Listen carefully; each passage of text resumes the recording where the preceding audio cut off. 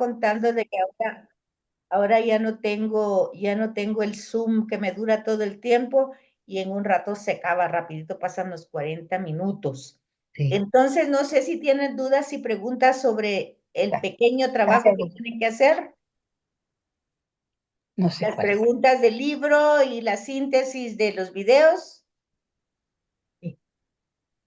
De la síntesis de los videos y eso lo tenemos bien clarito. Yo tengo que entrar a ver las preguntas, licenciada. Es que ya las leí.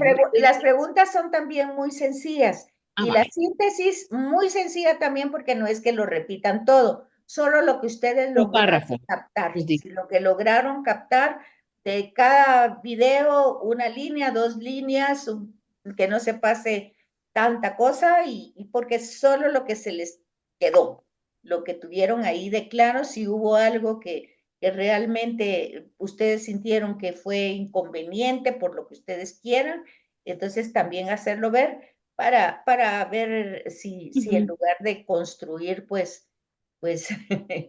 hizo que se asustaran un poco. Bueno, Sí. Decía, se lo puedo hacer en un cuadro. Mejor. sí, pueden hacer un cuadrito, pueden hacerlo como ustedes quieran, se les Sí. facilite. Incluso en el mismo cuadro pueden poner una parte donde ponen la síntesis, como les digo, Ujú. una línea, dos líneas y luego las preguntas, sencillo, ¿verdad? Todo sencillo, porque ya se dieron cuenta, en primer lugar, ya a estas alturas ustedes ya captan lo que es el esfuerzo que ustedes están haciendo para comprender Sagrada Escritura. Ya se van dando cuenta de que no se puede tomar el texto así nada más y entrar y a ver qué me dice Dios en este versículo. No se puede. No. Ya el video, lo que más quería yo que ustedes se dieran cuenta, como dos cosas como muy puntuales. Primero, ver que un tema puede tener muchas perspectivas de interpretación, ¿verdad? Primero. Y que incluso se pueden dar muchos enfoques del mismo tema desde distintas perspectivas. No, ¿qué significa eso? Que no nos podemos casar con una, ¿verdad? Así, aquí dice esto y esto es, porque se puede interpretar desde otras perspectivas, que es básicamente lo que eran los videos. Cada quien daba el mismo tema con enfoques muy similares, pero muchas veces desde otra perspectiva. Eso en primer lugar. Y en segundo lugar, otra cosa sumamente importante, tal vez la más importante, es que aunque el texto que se está leyendo es el último, digamos, que aparece en el canon bíblico, pues para hablar de ese texto, yo tengo que conocer más o menos todo el trasfondo de la historia de la salvación. No lo puedo leer aislado de toda la historia de la salvación, sino básicamente historia de la salvación se concluye. ¿Qué quiere decir eso? Quiere decir que nuestra realidad, nuestra historia es apocalíptica. O sea, ¿qué quiere decir? Que nosotros nunca, nuestra historia desde nuestra fe, ni empezó con nuestro nacimiento, ni termina con nuestra muerte, sino que hemos sido creados desde el amor de Dios, desde siempre, porque Dios es eterno, hemos tenido un principio histórico y hemos trascendido ese principio histórico para regresar de donde salimos, al Padre. Eso sería como básicamente la síntesis, ¿verdad? Que decíamos en un momento de clases que son como los misterios gloriosos, si alguien reza el rosario, ¿verdad? Es decir, pasar por primero todo el gozo, después la luz, después el dolor y luego pues la meta final. Está Pues final.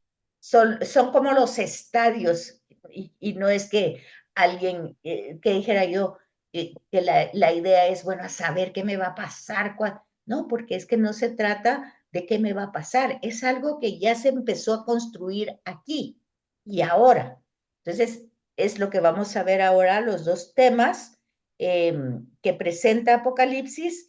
Ya veíamos la vez pasada la cristología, ¿verdad? Básicamente presenta el hilo conductor de toda la escritura es Jesús, pero lo tenemos que ubicar en distintas etapas. Digamos que el Antiguo Testamento es como un anuncio, una prefigura con las distintas figuras que van saliendo. Se van a dar cuenta ustedes que Mateo va a presentar, el Evangelio de Mateo va a presentar a Jesús como el nuevo Moisés, anunciado también a Moisés mismo, cuando Dios dice, voy a hacer surgir un profeta mayor que tú. Entonces, vemos que ya hay un anuncio, vemos que en Génesis ya está un protoevangelio, la descendencia de una mujer, pues va a aplastar tu cabeza. O sea, hay prefiguras, hay anuncios que no están diciendo el nombre, todo el tema del mesianismo va anunciando, los profetas van anunciando, los temas van entrando, pero siempre si vemos los sapienciales, pues se quedan abiertos en el final, porque aunque hacen preguntas, nunca llegan a una conclusión como algo revelado, sino queda abierto y entonces vamos encontrando ese caminito, ese sendero que nos va llevando a la plenitud de la revelación que es Jesús. Entonces, por eso, la cristología pascual, ya a estas alturas de su estudio, pues ya ustedes comprenden el tema tanto de la encarnación como de la redención. Son dos temas totalmente mancomunados. No se puede hablar de uno y del otro y no son momentos, pues aunque nosotros podríamos decir que el nacimiento es como misterio de gozo, porque se va a presentar así en el rosario, eh, el hecho, el hecho es que es el amor de Dios que se encarna, pero ese amor que se encarna, pues lo vemos como parte de humillación, como parte, ¿qué dijera yo? Como algo no denigrante, porque el ser humano no es denigrante, pero la realidad de Dios comparada a la realidad humana, pues hay un abismo de diferencia entre esas dos realidades, ¿verdad? Entonces, el hecho de la encarnación, verlo antropomórficamente es como una humillación, como un abajamiento. De hecho, la palabra que se utiliza en teología es una kenosis, ¿verdad? Una anulación de su divinidad. Entonces, ahí en nuestra comprensión bíblica de la escritura, nosotros entendemos ese acto de kenosis como el amor de Dios que se hace nada por nosotros. Bueno, okay. Entonces vemos el tema de la encarnación que no se puede luego separar de la pasión, muerte y resurrección. ¿Por qué no? Ya digamos que a estas alturas no se puede decir, no, es que ¿por qué le pasó eso? ¿Por qué si pudo haber hecho de otra manera? Ya esas preguntas ya están fuera porque ya están respondidas a lo largo de toda la historia de la salvación. ¿Cómo se responden? Pues se responden justamente con el Apocalipsis. Toda la historia de la salvación es un ofrecimiento de Dios que ama y un rechazo del hombre que no le cree. Así de sencillo. No le cree. Y el tema de que le atraigan otros ídolos, que le dé prioridad a las riquezas, que le dé prioridad a tantas otras cosas que se vuelven ídolos, es eso, es el hecho de que no se le cree. Así de simple y de sencillo. Todo lo demás es comentario, porque el punto es eso. Si yo no tengo en el centro de mi vida a Dios, que por justicia debe ser así, puesto que digo que es creador, que es Señor, que es fuente de vida, todo lo revelado lo creo, entonces es lo que decimos en el credo, ¿verdad? En el Padre, en el Hijo y en el Espíritu, porque aunque es un misterio, yo lo veo en mi vida cotidiana, pues lo veo que se realiza, que lo experimento, que lo vivo. Entonces, si no lo vivo, si no lo experimento, es un concepto y ese concepto puedo creerlo o no creerlo. Es una idea que es abstracta, porque una idea es abstracta. no es un hecho. Entonces, esa es nuestra realidad. Entonces, yo puedo leer la escritura solo por leerla y no me dice nada. Entonces, cuando vemos Apocalipsis, vemos que todo el tema es cristológico. Se subraya esa relación única entre Jesús y Dios al que él llama Padre. Esa relación es absoluta. No hay ruido, no hay nada que la distorsione. Es completa. Así como Jesús ama, cree y quiere unirse a la voluntad del Padre hasta sus últimas consecuencias, así deberíamos de ser nosotros. Pero hay un tema que ha venido también recurrente en la historia, que esa encarnación, ese Emmanuel, ese Dios con nosotros, pues no solo es un profeta, que fue lo que hemos visto en toda la historia de la salvación, tampoco fue un filósofo, tampoco fue pues un personaje erudito, fue más que eso, porque es Dios. Poco maestro, poco profeta, erudito, su sabiduría, todo lo que ustedes quieran, pero todo eso sobrepasa, cosa que a nosotros no es así, ¿verdad? Nuestra limitación al no tener esa conciencia clara de esa experiencia con Dios, pues está llena de dudas, llena de preguntas, llena de cuestionamientos.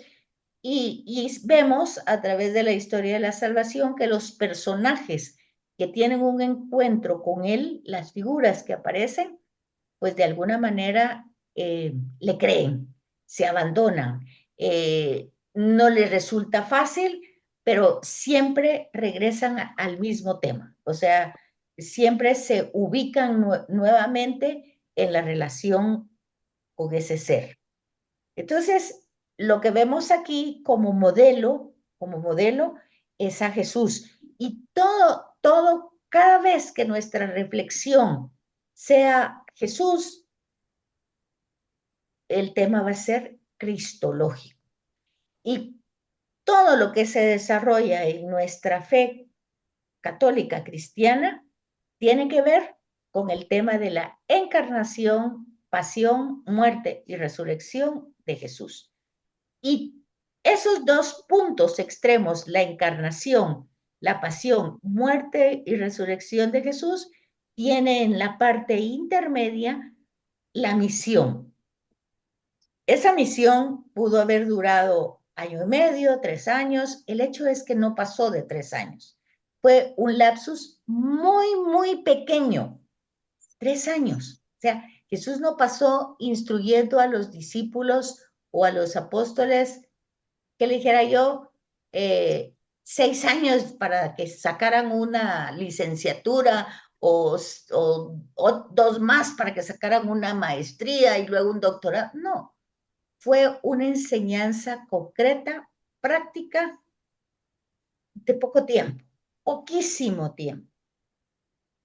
Pero ese poquísimo tiempo que costó asimilar, lo lograron entender en la vivencia, en la convivencia, en la cotidianidad. Cada uno tiene su personalidad, cada uno tiene su manera de ser, pero cada uno va a ir encontrando su propio camino para el seguimiento de ese maestro que es al final de cuentas Dios. Entonces, cuando se habla de eso, se habla como ejemplo y se reflexiona como ejemplo a Jesús en su periodo pascual, pasión, muerte y resurrección. Y lo que está de base profunda es la relación entre Jesús y Dios, al que Jesús menciona como Padre o le llama Padre.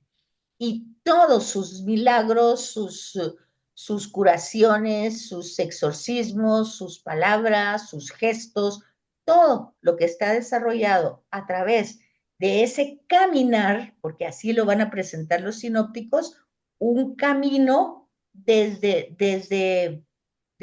Cesarea de Filipo hasta Jerusalén. Ese es el camino de la enseñanza, no hay otro camino. No hay libros, no hay documentos, es un camino, o sea, es caminar con Jesús e ir aprendiendo de él, yendo atrás de él, viéndolo actuar, pero eso es lo que tenemos en los evangelios. Entonces, lo que dice Apocalipsis es, si has caminado atrás del maestro y lo has visto, y es que tendríamos, porque justamente los evangelios son esa enseñanza, ese caminar de los apóstoles detrás del maestro.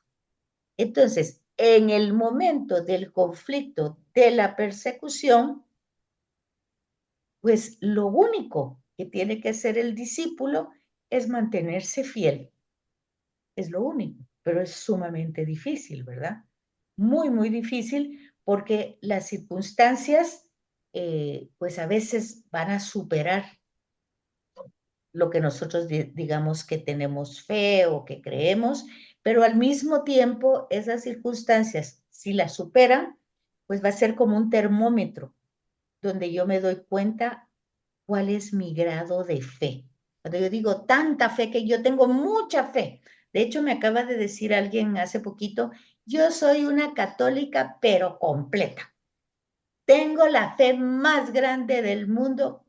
Habría que ver, ¿verdad? Ya se verá ella si su termómetro en circunstancias que a veces atraviesa uno va a dar la medida a esa fe. Y eso es lo que hace Apocalipsis, poniendo justamente como modelo, subrayando esa relación entre Dios Padre y Jesús Hijo. Eh, por eso el tema de la gloria, el tema de los misterios gloriosos o el tema que nosotros repetimos en el credo, sentado a la derecha del Padre. O sea, es una metáfora, ¿verdad? No vamos a pensar directamente así, ¿verdad? Que aquí está el Padre sentado eternamente y a la derecha sentado eternamente. Fíjense que estamos leyendo un poco Hebreos, ¿verdad? Y entonces vemos, por ejemplo, ayer domingo, y es ese sumo sacerdote que intercede por todos nosotros siempre. Pero ¿cómo es que intercede por nosotros siempre? Porque justamente por esa relación íntima, pero fíjense bien, esa relación íntima no fue después de la muerte, esa relación íntima fue siempre. Y esa relación íntima lo llegó a actuar como actuaba, a hablar como hablaba, tener los gestos que tenía y hacer las liberaciones que hacía, porque justamente las hacía en nombre del Padre y para que todos conocieran al Padre. Entonces, eso que lo lleva a morir, porque es la consecuencia de su ministerio, pues eso hace que ahora esté en nuestro lenguaje antropológico, ¿verdad? O sea, es una manera antropomórfica de hablar, forma humana de Dios, de que nos llega a decir, bueno, ahora Él está sentado a la derecha del Padre, o sea, a la derecha, o sea, tan importante como Él. Esa misma realidad hace que nosotros digamos, y María, asunta al cielo, justamente ¿por qué? Porque ha sido modelo de discípula, modelo de seguidora, no porque es madre de Jesús, no por eso, sino porque es modelo, modelo de imitación, modelo de una criatura humana que se abandona a Dios y que entonces, pues, le sigue y en los momentos de las circunstancias más duras, no la vemos renegar, la vemos en silencio. Dice, y María guardaba todas estas cosas en su corazón. Entonces, el Apocalipsis ni la va a mencionar, ¿verdad? Porque cuando habla de la mujer, pues no se trata de ella, ¿verdad?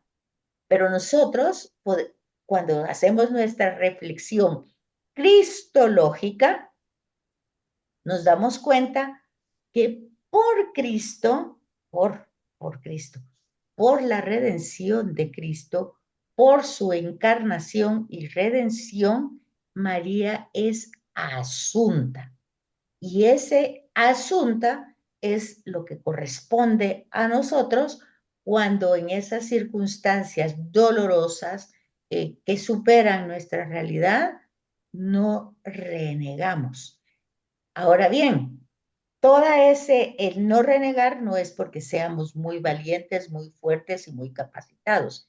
Es porque se nos ha dado una promesa que nosotros debemos cultivar y que podemos desarrollar, porque las promesas se dan, pero hay que recibirlas y hay que desarrollarlas. Entonces la promesa es de la presencia del Padre y del Hijo en nosotros a través de su Espíritu. Eso hay que creerlo, ¿verdad? Porque si no lo creemos, entonces tampoco lo utilizamos. Entonces nosotros tenemos esa fuerza viva que se ha desarrollado en el momento culmen de la redención, que empezó con la encarnación, que se dio con todo el ministerio del anuncio del reino, que lo llevó a padecer y a morir. Entonces, todo eso, esas realidades que vivió Jesús en Apocalipsis se van a aplicar con títulos, ¿verdad? Que se le van a dar a Jesús, principio y fin, decíamos la vez pasada. También se le va a dar como el cordero que fue degollado, pero que está de pie, ¿verdad? Toda la Apocalipsis a través de los signos y de los símbolos es una cristología, es una reflexión cristológica que nosotros, como ya para llegar al final, a través del testimonio de todas las páginas que se ha desarrollado en Sagrada Escritura, que han tenido los distintos recursos literarios, las distintas maneras de hablar, de decir, desde el Antiguo Testamento, todos esos libros que hemos ido viendo y que de alguna manera sí decidimos, porque el creer es una decisión, ¿verdad? Si decidimos creerlo a través de ese testimonio, pues nosotros vamos a llevar realmente al ánimo, ¿verdad? Al lector cristiano perseguido en los momentos difíciles. No es que nos vamos a poner a dar un discurso en un momento de gran dolor, de gran pena, porque ni nos lo escuchan, ni tampoco la persona puede en algún momento desarrollar algo, improvisar algo que nunca ha cultivado en la vida. Pero sí se puede como dar una palabra de esperanza, y de eso se trata el Apocalipsis, el tema de la esperanza relacionado con Dios, ¿verdad? No todo ha terminado, no todo ha llegado al fin, porque por eso nosotros en la fe católica y en la reflexión teológica de esa fe católica cristológica, por Cristo, nosotros entendemos que tenemos tres realidades humanas y se va a hablar de comunidad militante, que somos nosotros, que vamos a atravesar todas estas circunstancias, ese camino detrás de Jesús, con esas circunstancias que a veces nos botan, que no le... Siempre estamos en todo ese proceso dinámico, es milicia, militante, comunidad militante. Quienes logran mantener la fidelidad en esa comunidad militante, pues triunfa. Entonces es la comunidad triunfante, que es la que ha logrado desarrollar todos los méritos recibidos por el Cordero y los ha puesto en práctica. Entonces veían ustedes ayer, por ejemplo, que el Papa canonizó, ¿verdad? ¿Qué quiere decir que canonizó? Pues no es que los hizo santos, sino que reconoció. Eso fue lo que hizo él ayer, ¿verdad? Reconocer a personas que en la tribulación, en el sufrimiento, fueron capaces de dar su vida por este tema, que no es un tema, es una persona, ¿verdad? Por esta persona como modelo que no renegó, que no cuestionó, que se unió a un proyecto que le parecía valioso y que, como dice el Evangelio, no le importó perder la vida porque no la perdía, ¿verdad? Sino que al contrario la desarrollaba de una manera más grande. Entonces, a través de ese testimonio recibido también en la Sagrada Escritura, que la Sagrada Escritura no va a hablar de martirio, sino hasta un poco macabeos, ¿verdad? Porque todo lo anterior, los profetas, por ejemplo, no eran perseguidos por su fe, eran perseguidos por lo que decían, los mataban porque ellos denunciaban. Y eso sigue pasando hoy, ¿verdad? Cualquier persona que denuncie algo, pues al poquito tiempo ya se murió. Entonces, porque lo mataron, ¿verdad?